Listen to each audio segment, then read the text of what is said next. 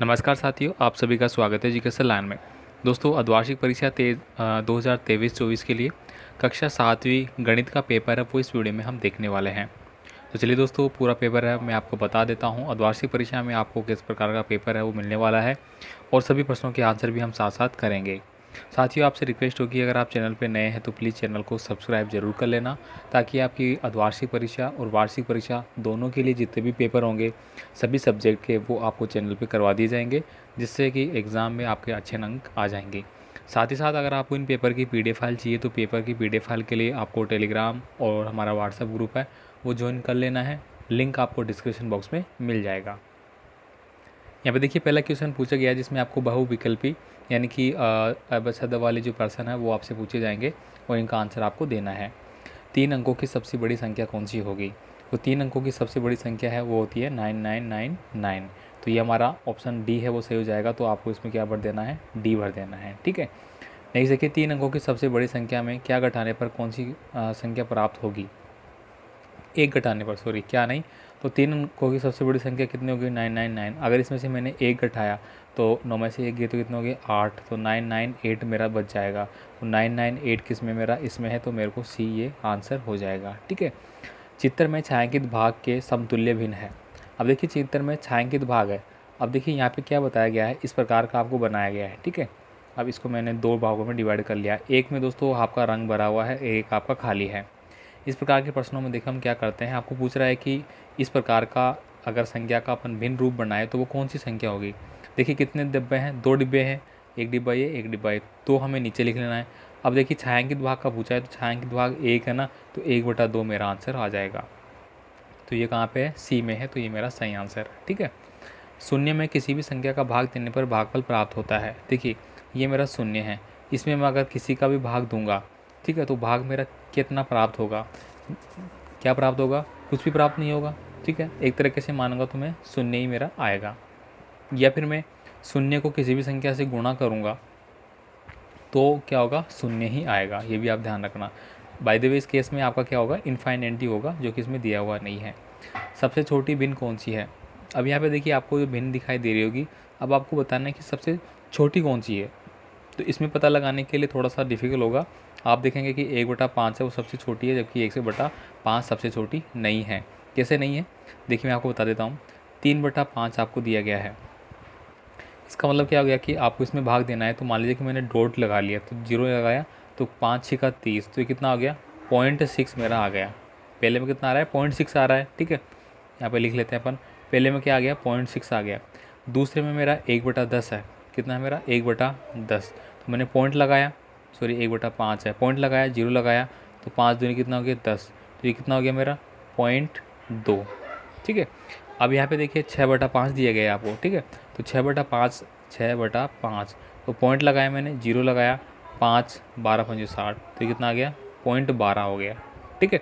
ऐसे ही इसको करेंगे अपन 2/5 को, तो 2/5 का मतलब क्या गया? डॉट लगा लिया मैंने, 0 जाएगा, 5 चौक 20, तो डॉट 4, ये आपका आ गया। अब आपको बताना है कि सबसे छोटा इनमें से कौन सा है। ऐसे आपको करना है, थोड़ा डाउटफुल में नहीं जाना है। ठीक है। अब देखिए रिक्त स्थानों की पूर्ति करनी है। इनमें सवाल कैसे आपसे पूछे जा रहे हैं। दोस्तों मैं आपसे फिर से रिक्वेस्ट करूंगा, चैनल पे आप नए हैं तो प्लीज़ चैनल को सब्सक्राइब जरूर कर लेना।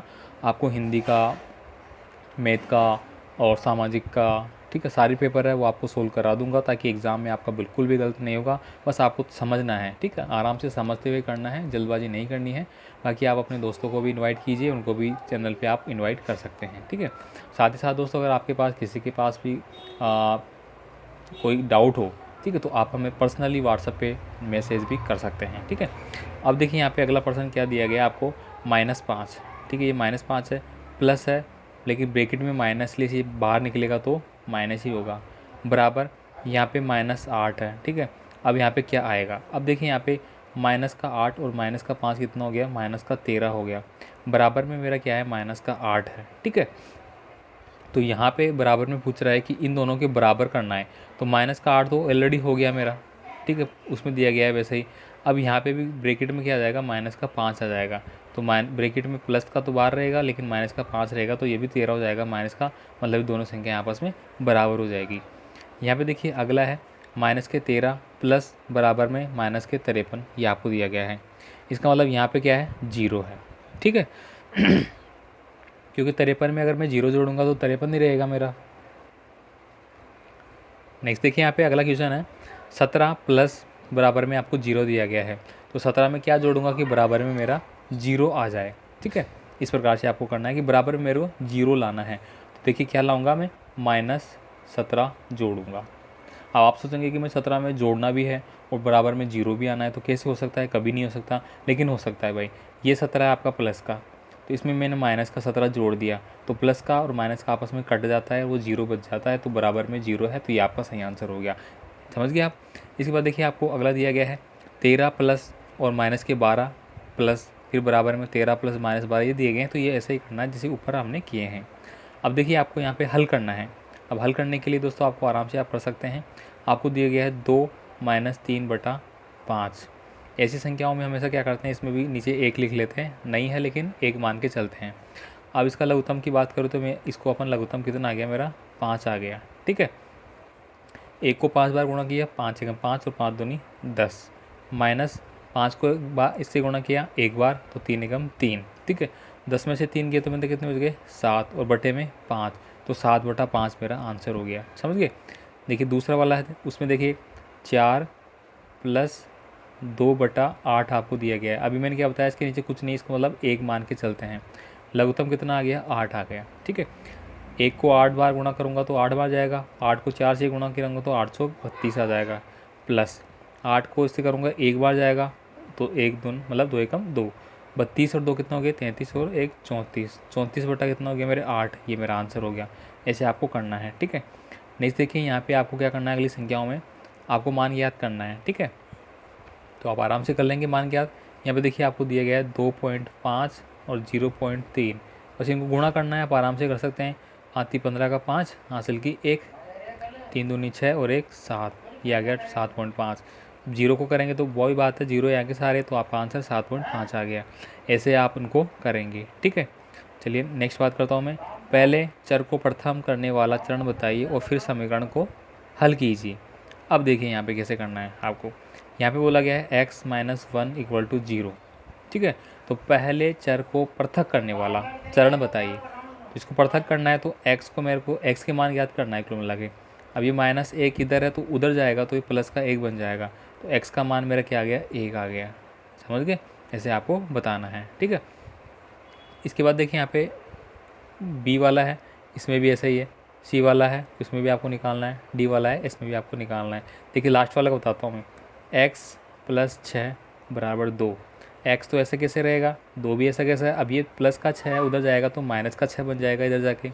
अब माइनस के 6 में से प्लस के 2 जाएंगे तो कितना बच जाएगा, माइनस का 4 बच जाएगा। तो x बराबर कितना जाएगा, -4। ठीक है, इसके बाद देखिए निम्नलिखित कोणों में प्रत्येक के समपूरक का मान आपको बताना है। ठीक है, समपूरक आप सभी जानते होंगे कि किसको बोलते हैं। ठीक है, ऐसे तो पूरक कोण किसको बोलते हैं, 180 डिग्री को बोलते हैं अपन। ठीक है, अब आप देख लीजिए। अब यहाँ पे देखिए एक क्रिकेट खिलाड़ी ने 8 पारियों में निम्नलिखित रन बनाए हैं, 58, 76, 40, 35, 46, 50, 10 और 100।